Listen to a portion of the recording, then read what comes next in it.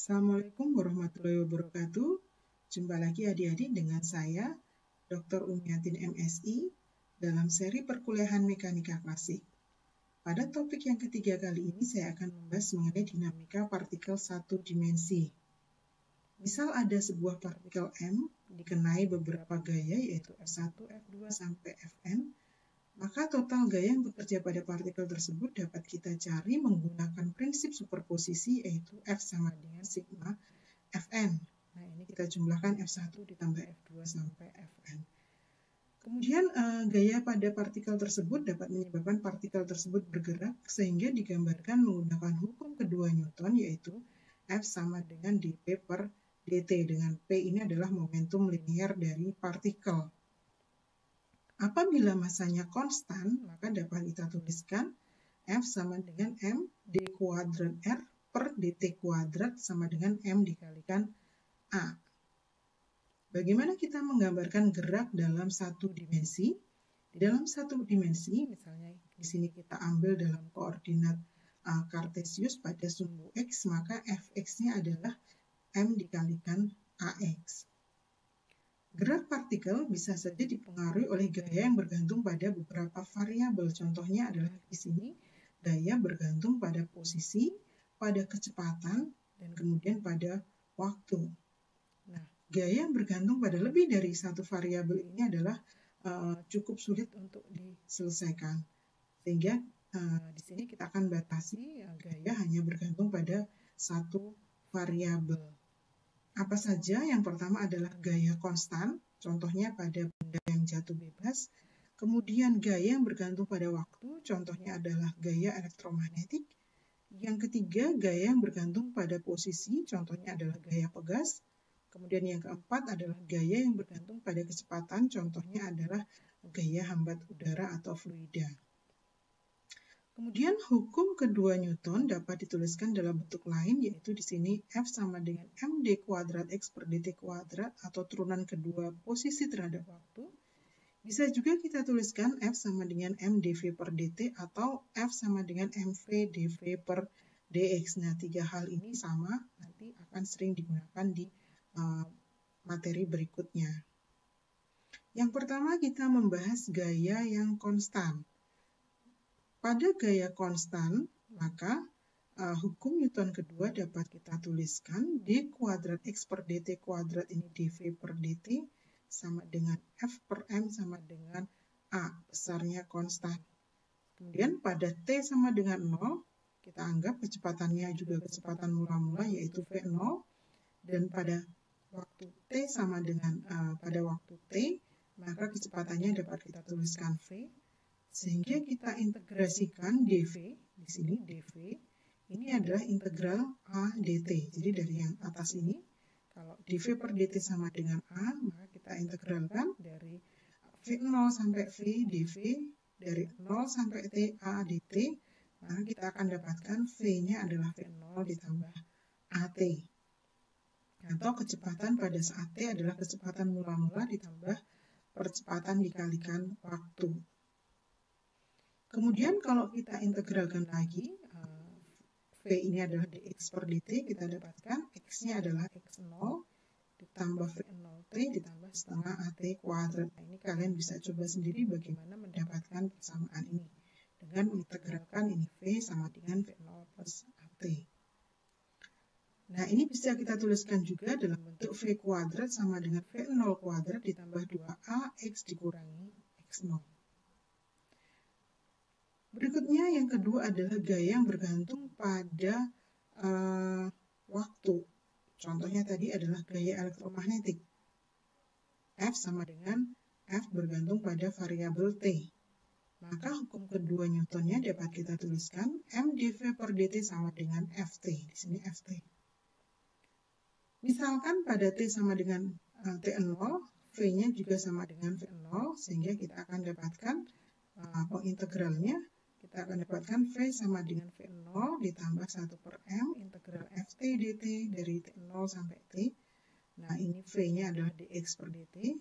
Kita integralkan.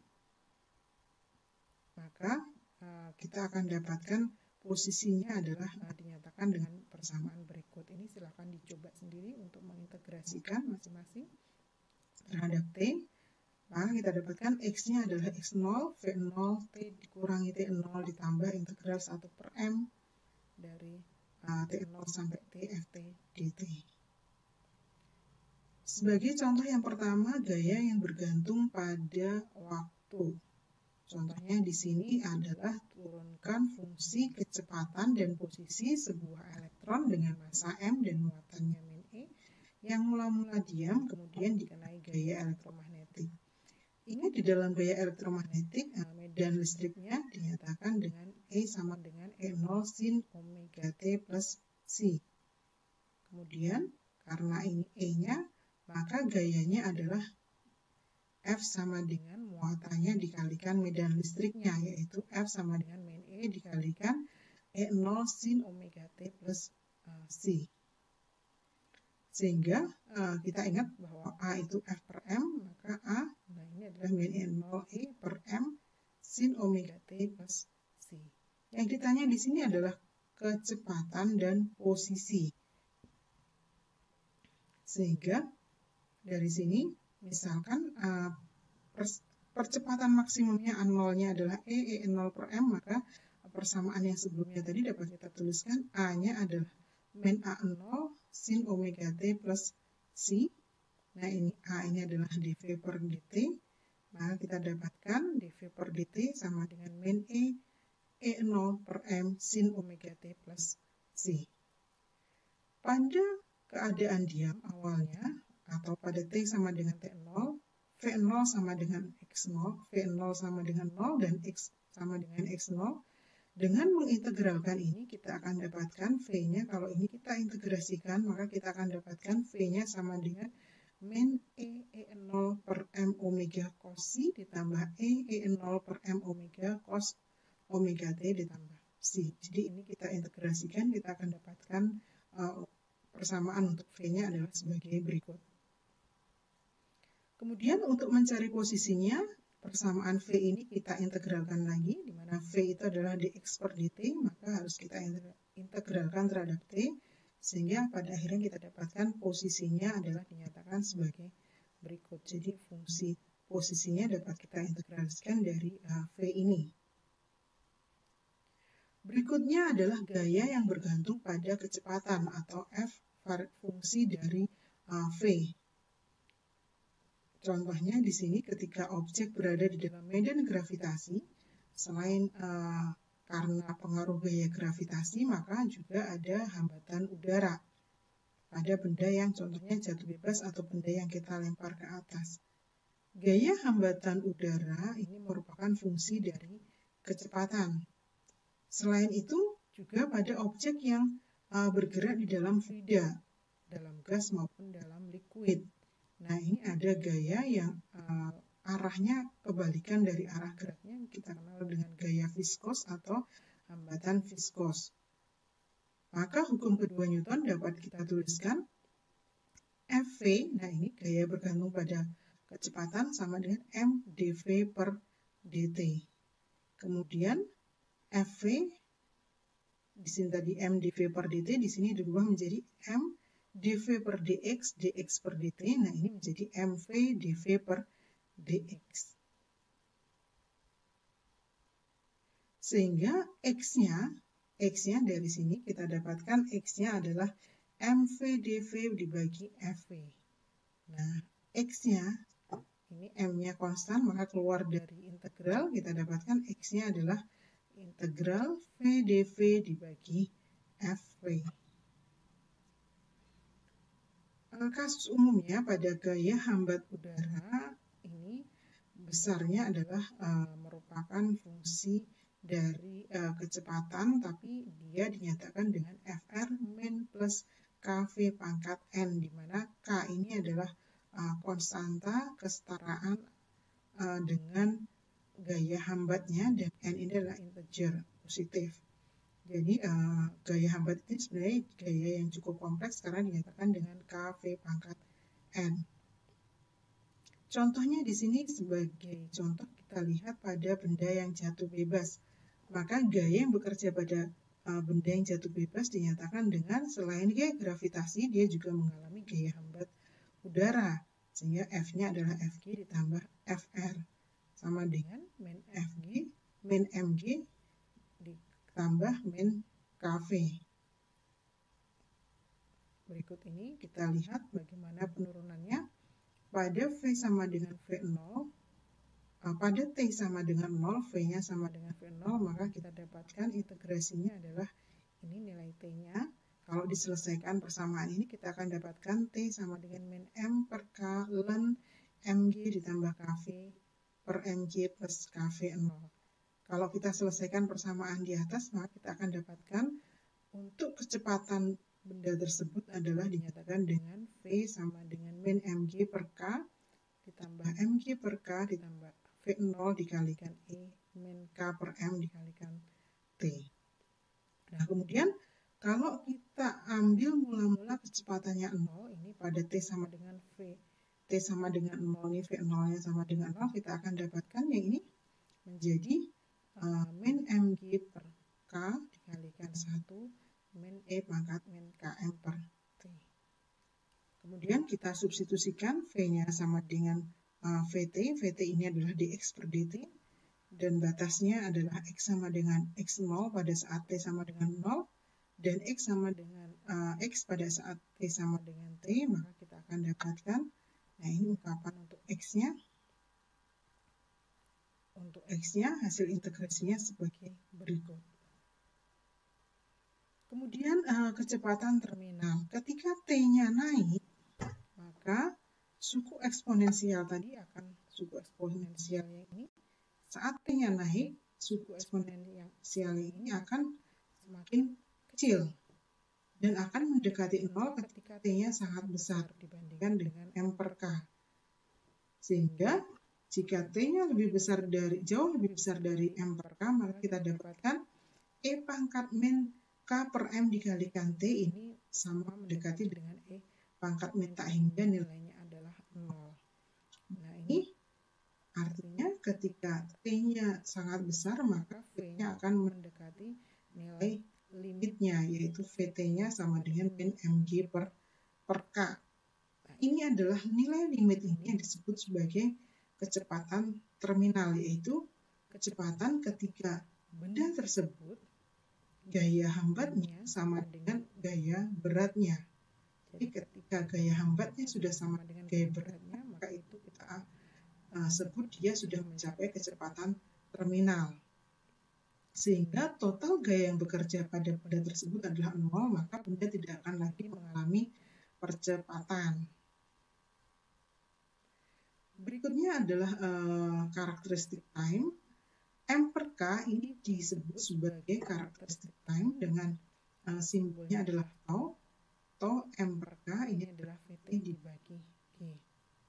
Kemudian kalau kita menggunakan definisi Vt dan tau, kita dapat tuliskan lagi V-nya adalah min Vt ditambah Vt plus V0 dikalikan E min T kecil dibagi tau, atau X-nya dapat dinyatakan juga sebagai berikut.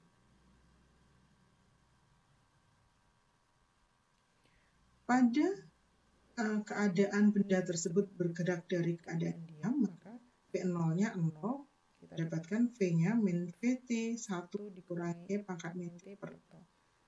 Jika di sini T-nya sama dengan tau, maka kita akan dapatkan, kalau T-nya ini sama dengan tau, maka kita akan dapatkan V-nya adalah min Vt 1 min 1 per E. Nah, ini E pangkat 1 atau nilainya sebesar min 0,63 Vt. Nah, ini karakteristik time ketika benda, karakteristik time adalah di mana benda mencapai 0,63 dari kecepatan terminalnya. Kemudian kalau T-nya sama dengan 2 tau, maka V-nya adalah min 0,87 Vt dan seterusnya. Dengan menggunakan ekspansi deret, kita dapat menunjukkan bahwa persamaan gerak partikel karena gaya yang konstan tadi untuk T kurang dari tau, tau-nya ini adalah M per K, kita dapatkan V-nya sama dengan min V V-nya sama dengan V0 dikurangi GT atau X-nya sama dengan X0 ditambah V0T minus setengah GT kuadrat. Nah ini kalau kita tadi kita gunakan deret ekspansi deret, maka yang persamaan yang sebelumnya ini kita bisa sederhanakan sebagai berikut. Nah, V-nya seperti gerak yang disebabkan oleh gaya konstan. Nah, kemudian untuk X-nya juga seperti ini. Kalau kita menggunakan aproksimasi yang lebih bagus, yaitu untuk benda yang kecil, kemudian benda yang padat, maka kita gunakan aproksimasi bahwa gaya hambatnya itu sebanding dengan V kuadrat, maka kita dapatkan FR plus FG ini M dV per dt. Nah ini gaya hambatnya sebanding dengan V kuadrat.